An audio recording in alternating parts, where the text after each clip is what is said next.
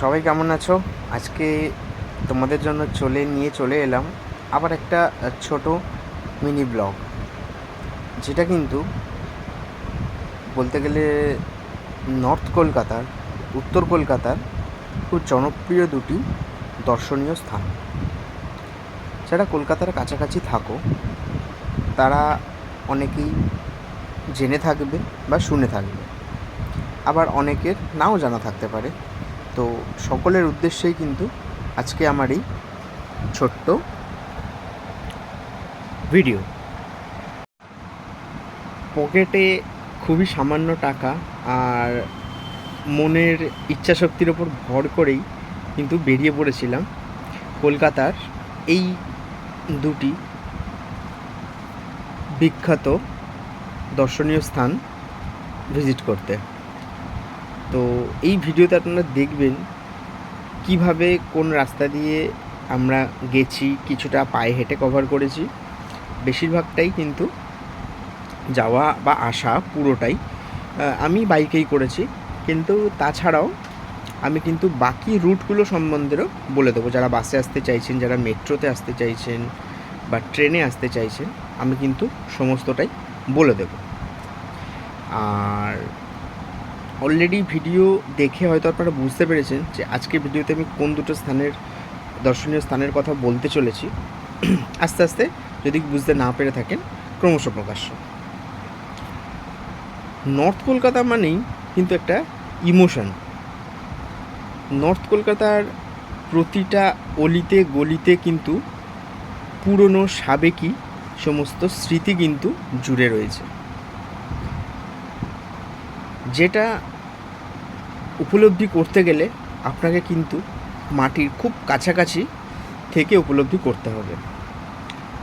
তো চলো শুরু করা যাক। Hello everyone, welcome back to my channel. আশা করি সবাই খুব ভালো আছো, আমিও খুব ভালো আছি। তো চলো আজকের ভিডিওতে আমি আপনাদের সামনে তুলে ধরবো আমার প্রাণের শহর কলকাতার খুব ছোট কিন্তু বিখ্যাত ট্যুরিস্ট স্পট, মানে যেটা দেখে, ভিডিও দেখে আপনারা মোটামুটি একটা আইডিয়া করে নিতে পারবেন আপনাদের ছোটোখাটো একটা উইকেন্ড প্ল্যান একদিনের মধ্যে ঘুরে আসা যায়, ঘুরে চলে আসা যায়। যারা কলকাতাতে থাকেন বা কলকাতার থেকে কিছুটা দূরে থাকেন তাদের জন্য কিন্তু খুব সুবিধা হবে, ঠিক আছে, এবং তোমাদের প্ল্যানটা রেডি করতেও খুব সুবিধা হবে। তো যাই হোক, আমরা যেটার কথা বলছিলাম, যে ভিডিওর কথা, আজ কিন্তু আমরা চলে গেছিলাম পরেশনাথ মন্দির, কলকাতা জৈন মন্দির। আপনারা সবাই জানেন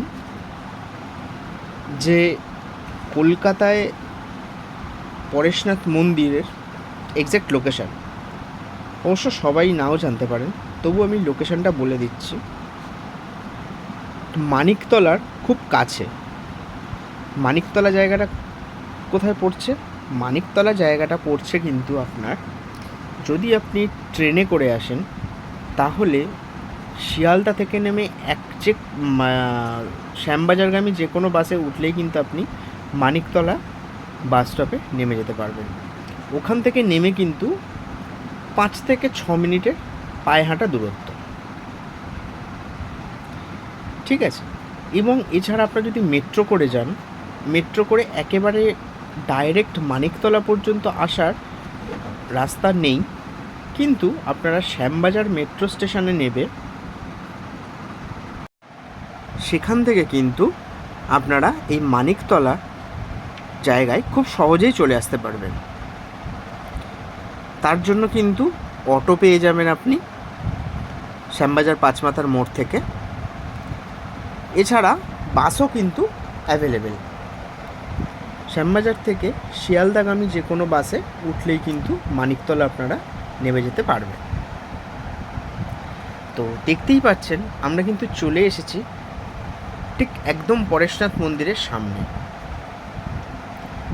রাস্তাটার নাম হচ্ছে বদ্রীনাথ টেম্পল রোড। মন্দিরের বাইরের দেওয়ালগুলোয় কি অসাধারণ কারুকার্য করা রয়েছে দেখতে পাচ্ছেন, এবং এই মন্দির দুটো মন্দিরই কিন্তু একেবারে খুবই নিকট, পাশাপাশি। আমি মন্দিরটা ভিজিট করে এইটুকু বুঝলাম যে কলকাতার ধারের কাছে এত ভালো একটা দর্শনীয় স্থান রয়েছে, এটা কিন্তু কিছুদিন আগে পর্যন্ত আমার নিজের কাছে অজানা ছিল। তো যাই হোক, আমি আপনাদের চেষ্টা করব যতটুকু তথ্য দিয়ে এই ভিডিওটাকে সমৃদ্ধ করতে পারি, যেটা আপনাদের কিছুটা হলেও সুবিধে করবে। এই পরেশনাথ মন্দির বা কলকাতার জৈন মন্দির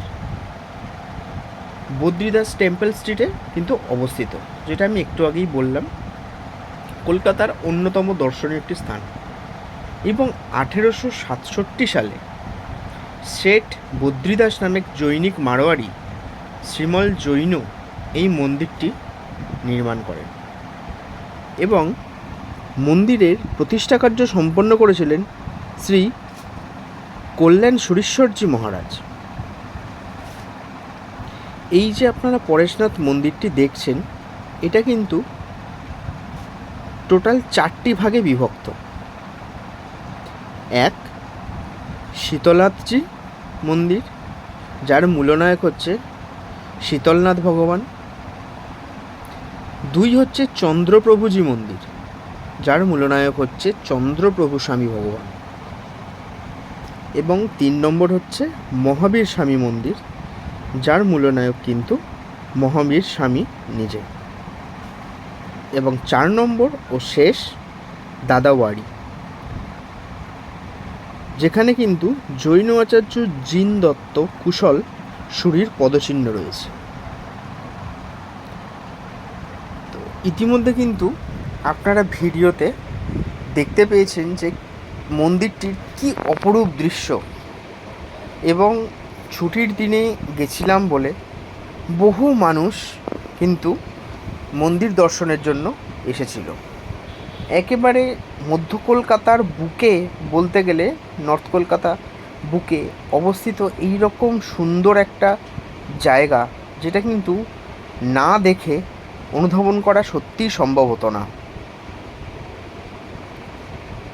তো আপনাদের ভিডিওটা এখন অবধি কেমন লাগছে? শুধু তাই নয়, যারা আমার চ্যানেলে নিয়মিত দর্শক, তাদের কাছে একান্ত অনুরোধ, যারা ভিডিওটি দেখছেন বা দেখবেন, একটা লাইক, একটা কমেন্ট কিন্তু অবশ্যই করবেন। যারা আমার পরিবারের এখনও বন্ধু হয়ে উঠতে পারেননি, কিন্তু ভিডিওটা যাদের কাছে পৌঁছবে, তাদের কাছে আমার একান্তই অনুরোধ, দয়া করে ভিডিওটা দেখে লাইক, কমেন্ট আর সাবস্ক্রাইব চ্যানেলটিকে কিন্তু করে দেবেন। শুধু এইটুকুই অনুরোধ। আপনাদের এই ছোট্ট একটু প্রচেষ্টা আমার কাছে কিন্তু অনেক বড়। নিত্য নতুন ভিডিও তৈরি করতে বা নতুন বিষয়ের ওপর কাজ করতে সবারই ভালো লাগে, এবং সেখানে যদি আপনাদের মতো কিছু মানুষকে পাশে পাওয়া যায়, তাহলে তো সেই আনন্দ দ্বিগুণ হয়ে যায়। যারা আমার চ্যানেলে প্রথম থেকে রয়েছেন, আমার পরিবারের বন্ধু হয়ে, যারা নতুন বন্ধু হচ্ছেন, প্রত্যেকের উদ্দেশ্যেই একটা কথা, ভিডিওগুলো আমার চ্যানেলে আপনাদের দেখতে কেমন লাগছে, বা যদি আপনাদের মনে হয় নতুন কিছু বিষয়ের ওপর ভিডিও আপনারা দেখতে চাইছেন, আমি আশা করব আপনারা সেগুলো কিন্তু কমেন্টে নিশ্চয়ই বলবেন। আমি সেই বিষয়ের ওপর কাজ করার অবশ্যই চেষ্টা করব। এর আগের ভিডিওগুলোয় একটা সমস্যা যেটা হয়েছিল, সেটা হচ্ছে ভয়েসের জন্য বেশ কিছু নয়েজ প্রবলেম হচ্ছিল ভয়েসে। তো সেই কারণে আমি চেষ্টা করেছি এই ভিডিওতে যতটা সেটাকে কম করা যায়, কারণ আফটার অল আপনাদের অসুবিধা মানে আমার অসুবিধা, আর আমার এই চ্যানেলে বা আমার এই পরিবারে কিন্তু আপনারাই সব।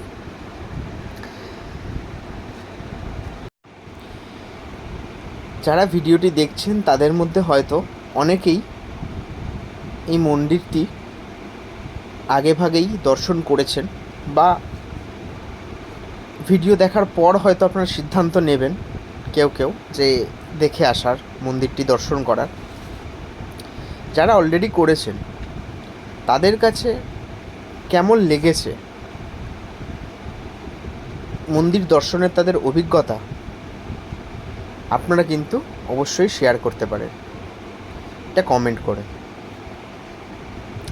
দেখতে থাকুন বাকি মন্দিরের সৌন্দর্য, অসাধারণ লাগবে।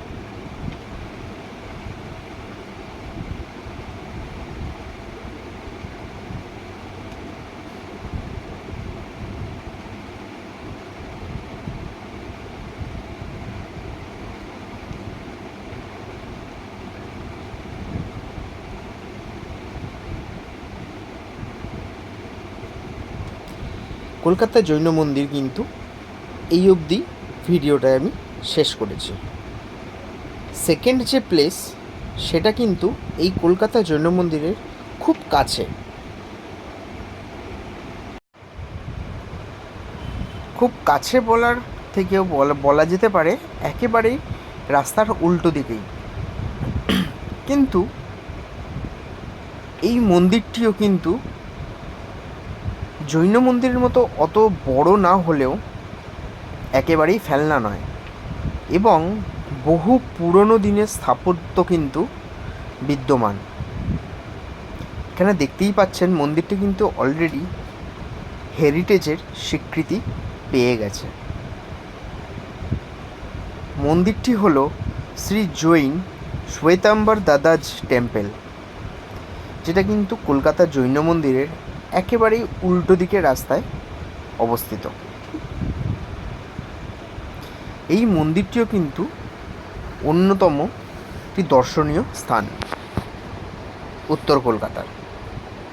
দেখতেই পাচ্ছেন এখানে কিন্তু জৈন মন্দিরের মতো বেশ কিছু মানুষ কিন্তু মন্দিরটা দেখার জন্য ছুটির দিন থাকা সত্ত্বেও চলে এসেছে, এবং অদ্ভুত শান্ত জায়গাটা, আমি গিয়ে যেটা ফিল করেছি, অদ্ভুত শান্ত জায়গাটা। দেখতে থাকুন, আশা করি আপনাদেরও ভালো লাগবে।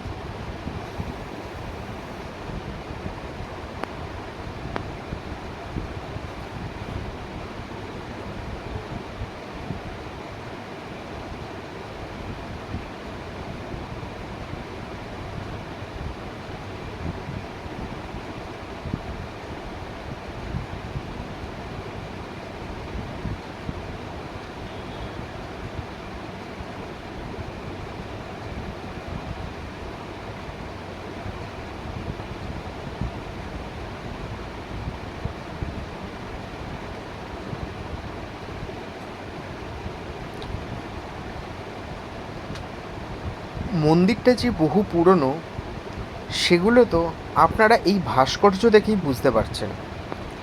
আপনাদের সবার কেমন লাগলো এই ভিডিওটা সেটা কিন্তু অবশ্যই কমেন্টের মাধ্যমে জানাতে ভুলবেন না। খুব তাড়াতাড়ি চেষ্টা করছি আবার নতুন একটা কিছু টপিকের ওপর ভিডিও নিয়ে আপনাদের সামনে তুলে ধরতে।